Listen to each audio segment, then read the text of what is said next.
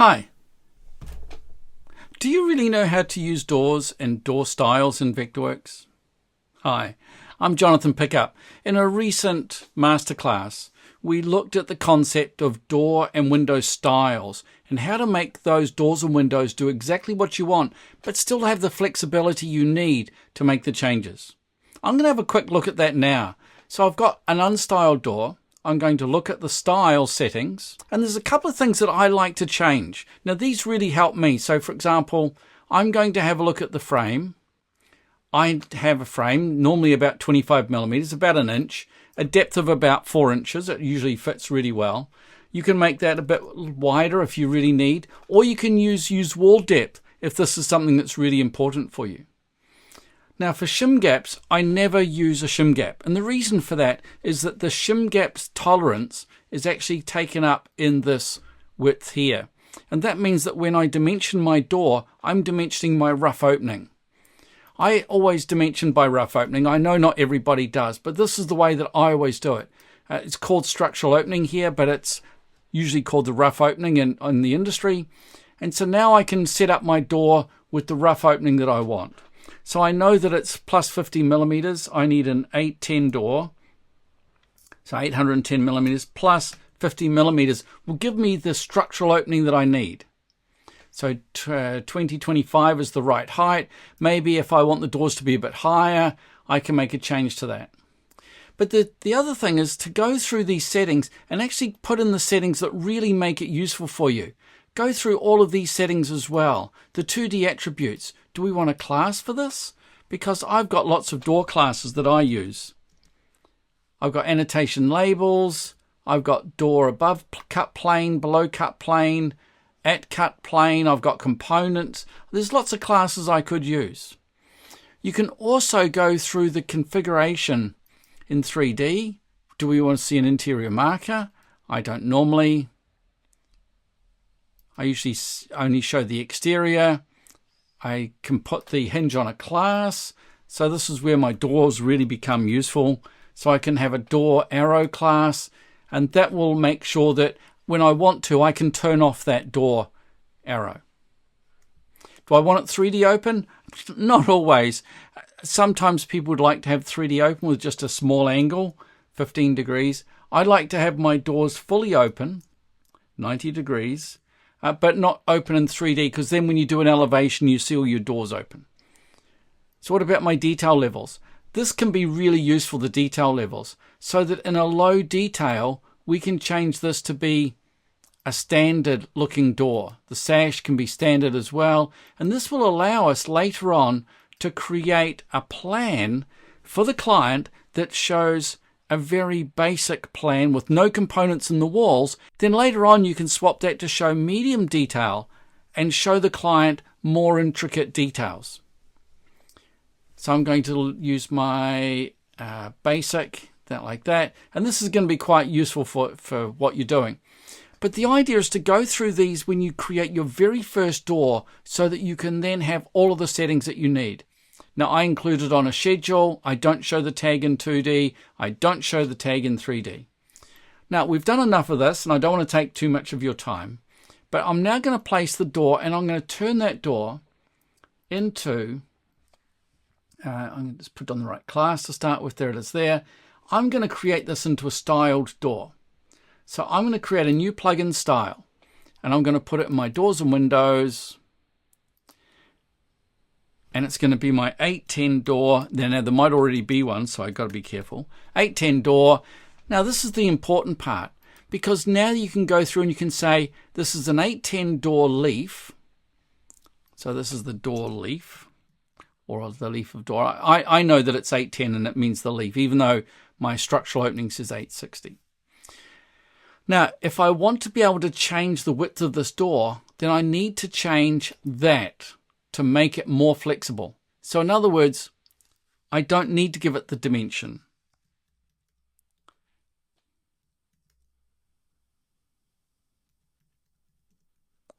I can call it my standard door because it's going to have most of the settings that I want to have. I'm not going to talk about symbol geometry.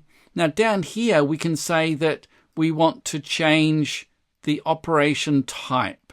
We want to be able to change the swing of the door. We want to be able to change the height of the door. We want to be able to change the width of the door. We want to change it from a single leaf to a double leaf, or from a swing to an opening, and we want a lot of settings to be the same. Let's look at 2D visualization. Now these are all fixed. My 3D visualization, these are all fixed. My detail levels, these are all been fixed. My ID tag, now the only thing I do need to change is the label. You need to be able to change the label. And I'm not using a tag in 2D or in 3D because I'm going to use my own data tag. I've created a really good one that'll pick up the lintel size and the door number and all sorts of stuff. So go through all of these settings, choosing the types of configurations you want. If you want it to be like that, then fine, because all the things that have got the curvy arrow are going to be fixed in this design. If you want them to be able to be flexible, you've got to give them the slidey bars.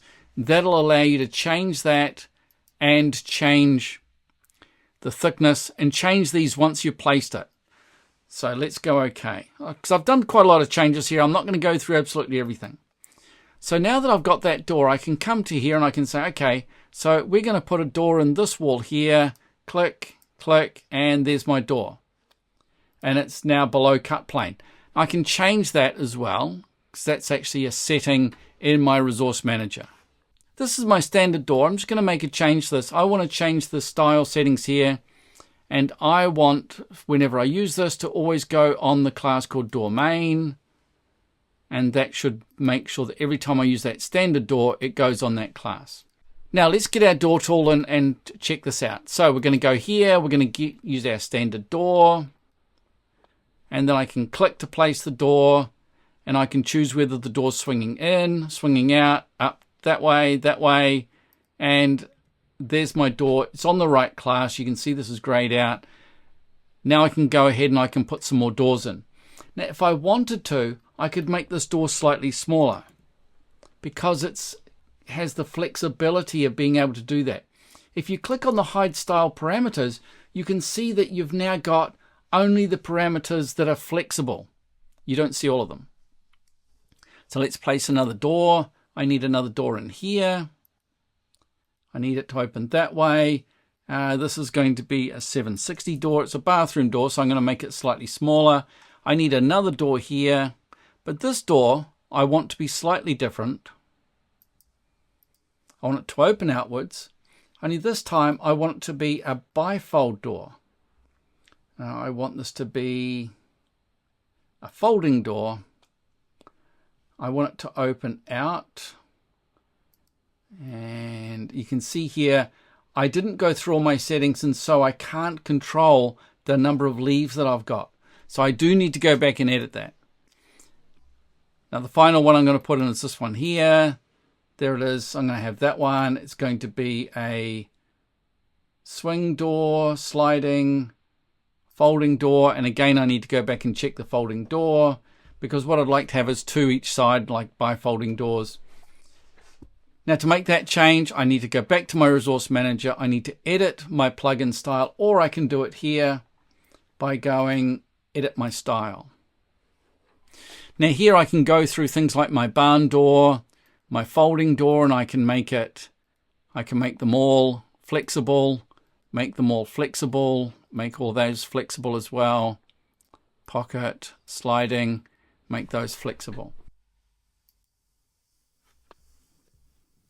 So this is where you need to make the change to your folding door. I'm going to choose folding. And then I need to make sure that I have given myself permission to make those changes there. Now when I go back, we should find that my door has that flexibility. This is a bifold multi-part. I want it to be folding.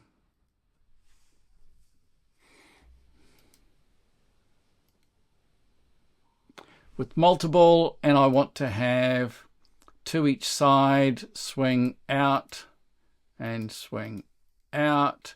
And then all I really need to do now is change the overall size. So this is going to become 1800, 6 feet.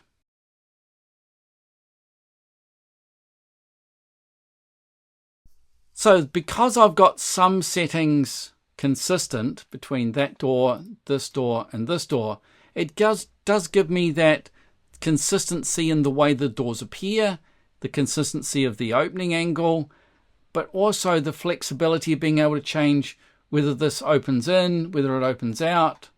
And I'm just going to use that option that I had up here again, which made it so much quicker, the hide style parameters. So now I want this to open outwards. I also want to make this wider. So this is 1100, I think. So it's the full width of that space. And that gives me room to get my washing machine and so on in. So that's just a brief introduction to the concept of doors and door styles. Now in our masterclass, we spent the entire hour looking at when you should use the styles, when we shouldn't use styles, how you make the styles flexible. And if you're not using styles with your doors and windows, you're really missing an effective trick. Now, if you want to see more, if you want to see the movie that we created in the masterclass, I'll put the link in the description. Thanks for watching. I hope you like that. If you'd like to see the full movie, I'll put the link in the description. I've got a Vectorworks community where we can spend time looking at this kind of issue in detail. I've got a masterclass or a catch-up class where I answer your questions. So I'll put the link in the description for that as well. Thanks for watching.